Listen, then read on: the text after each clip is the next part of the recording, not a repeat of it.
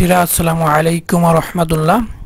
তোমাদের নতুন অধ্যায় আজকে করব সময়ের যে অধ্যায়টি আছে। তো এই অধ্যায়ের অঙ্কগুলো করার আগে কিছু ইম্পর্টেন্ট সূত্র তোমাদেরকে জানতে হবে। সময়ের যে ইম্পর্টেন্ট সূত্রগুলো আছে সেগুলো আমরা জানব।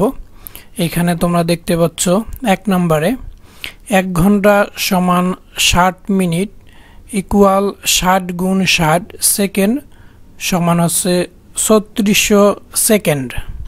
তাহলে আমরা 1 ঘন্টা সমান যদি আমরা সেকেন্ড বের করতে চাই তাহলে আমরা 1 ঘন্টা সমান লিখব হচ্ছে 3600 সেকেন্ড।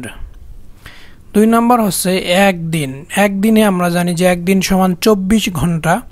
এই একদিনে কত সেকেন্ড হয় আমরা যদি সেটি লিখতে চাই তাহলে আমরা লিখব 24 গুণ 3600 সেকেন্ড। তাহলে আমরা পাচ্ছি ৮৬,৪০০ সেকেন্ড। এখানে ৮৬,৪০০ সেকেন্ড আমরা পাচ্ছি। দেন এখানে 3 নম্বরে দেখতে পাচ্ছ 1 সপ্তাহ সমান হচ্ছে 7 দিন।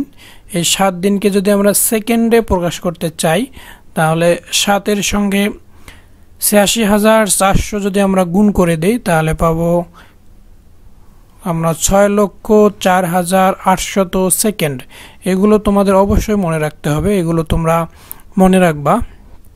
এখন আমরা নেক্সট পেজে চলে যাচ্ছি। এখানে তোমরা দেখতে পাচ্ছ যে 1 নম্বর যে অঙ্কটি আছে সেখানে বলা হয়েছে যে দিন এবং সপ্তাহকে মিনিটে রূপান্তর করো। দিন এবং সপ্তাহকে মিনিটে রূপান্তর করতে হবে। সেই ক্ষেত্রে 1 নম্বরে যে অঙ্কটি দেয়া আছে একদিন সমান 24 ঘন্টা সমান এখানে ফাঁকা দেওয়া আছে কত মিনিট সেটি আমাদের বের করতে হবে। আমরা জানি যে 1 ঘন্টা সমান হচ্ছে 60 মিনিট। এখন এই 60 মিনিট আমরা 1 ঘন্টা সমান জানি, কিন্তু আমাদের একদিন বের করতে হবে। সো আমরা জানি একদিন সমান হচ্ছে 24 ঘন্টা। তাহলে 24-এর সঙ্গে যদি আমরা 60 গুণ করে ফেলি তাহলে আমরা একদিন কত মিনিট হয় সেটি পেয়ে যাব। তাহলে আমরা পাচ্ছি 1440 মিনিট। তাহলে আমাদের এটি উত্তর হবে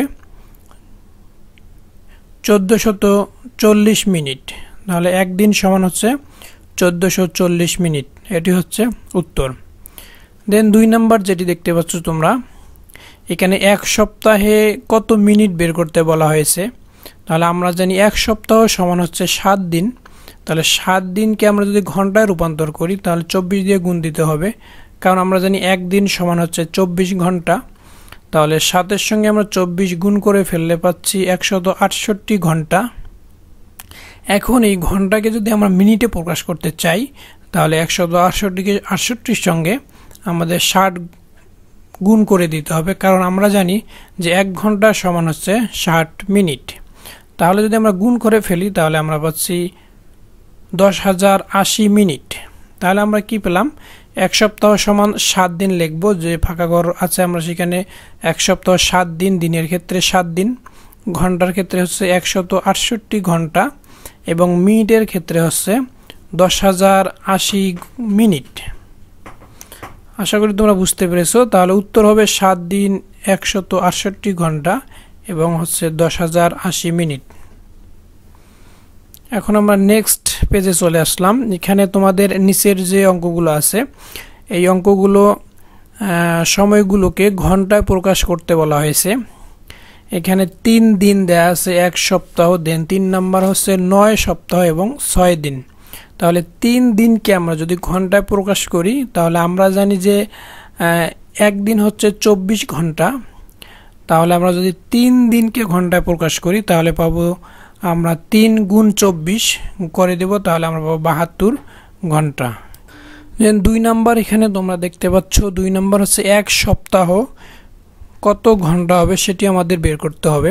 তাহলে 1 সপ্তাহ আমরা জানি 7 দিন আর হচ্ছে 24 ঘন্টা একদিন। তাহলে 7 এর সঙ্গে 24 গুণ করে দিলে আমরা 1 সপ্তাহ কত ঘন্টা হবে সেটি পাবো। তাহলে আমরা পাচ্ছি 168 ঘন্টা। এবং 3 নম্বরে বলা হয়েছে 9 সপ্তাহ এবং 6 দিন। তাহলে 9 সপ্তাহকে আমরা আগে হচ্ছে দিন করে নিব, তারপর হচ্ছে ঘন্টা করে নিব। তাহলে 9 সপ্তাহকে যদি আমরা দিন করে নেই তাহলে আমাদের 7 দিনে যেহেতু 1 সপ্তাহ হয় তাহলে আমরা 9 এর সঙ্গে 7 দিন গুণ করে দিব, তাহলে আমরা পাচ্ছি 63 দিন। আর আমাদের 6 দিন এখানে রয়েছে, তাহলে 63 আর 6 আমরা যদি যোগ করে ফেলি তাহলে আমরা পাচ্ছি 69 দিন। তাহলে 69 দিনকে আমরা যদি ঘন্টায় প্রকাশ করতে চাই তাহলে আমাদের হচ্ছে 69 এর সঙ্গে 24 গুণ করে দিতে হবে, তাহলে আমাদের ঘন্টায় প্রকাশ হয়ে যাবে। তাহলে আমরা গুণ করে ফেললাম, তাহলে আমরা পাচ্ছি 1656 ঘন্টা। তাহলে উত্তর হচ্ছে 1656 ঘন্টা। এখন তোমরা এখানে একটি অঙ্ক দেখতে পাচ্ছ, এখানে 3 নম্বর যে অঙ্কটি রয়েছে, সাজ্জাদ এবং সোহাগ 2 ভাই। সাজ্জাদের বয়স হচ্ছে 14 বছর 5 মাস এবং সোহাগের বয়স 9 বছর 9 মাস। তাদের বয়সের পার্থক্য কত? তাহলে তাদের বয়সের পার্থক্য বের করতে বলছে। তাহলে আমরা এটা কিভাবে বের করব? এখানে তোমরা নিচে দেখতে পাচ্ছ এবং বইয়ে তোমরা দেখতে পাবা। এখানে বছর আগে লিখবো, বছর হচ্ছে 14 বছর আর মাস হচ্ছে 5 মাস। প্রথম যে সাজ্জাদের বয়স 14 বছর 5 মাস সেটি আমরা লিখে ফেলবো 14 এবং 5। এখন তোমরা এখানে দেখতে পাচ্ছ এখানে 14 লিখে কেটে দেওয়া হয়েছে এবং 5 লিখে এখানে +12 করা হয়েছে। কারণ হচ্ছে এখানে নিচে দেখো যে আমরা নিচে সোহাগের বয়স বসিয়ে দিয়েছি 9 বছর এবং 9 মাস। আমরা এখানে বিয়োগ করে মাস বের করব, কিন্তু তোমরা এখানে দেখতে পাচ্ছ যে সাজ্জাদের মাস হচ্ছে এখানে 5 মাস দেওয়া আছে। 5 হচ্ছে ছোট সংখ্যা, সেহেতু আমরা 5 থেকে 9 কখনো বিয়োগ করতে পারি না। এখানে দেখো ডান দিকে মাসের ক্ষেত্রে লেখা আছে 5 বিয়োগ 9, কিন্তু আমরা তা করতে পারি না। তাই আমরা 1 বছরকে 12 মাস দিয়ে যোগ করে ফেলব এবং 17 থেকে 9 বিয়োগ করব। তাহলে আমরা 5 এর সঙ্গে যদি 12 যোগ করে ফেলি, যেহেতু 12 মাসে 1 বছর, সেহেতু আমরা 5 এর সঙ্গে 12 যোগ করে ফেলব, তাহলে আমরা পাচ্ছি 17।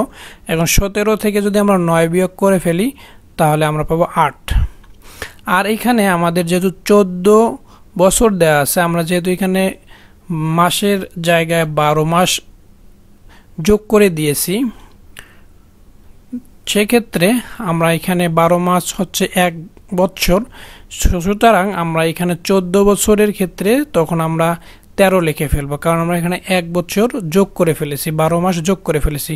এজন্য আমরা এখানে 14 এর পরিবর্তে আমরা 13 ধরবো। তাহলে 13 থেকে যদি আমরা 9 বিয়োগ করে ফেলি তাহলে আমরা পাচ্ছি 4। তাহলে বয়সের পার্থক্য হচ্ছে 4 বছর 8 মাস। আশা করি তোমরা বুঝতে পেরেছো। তো আল্লাহ হাফেজ।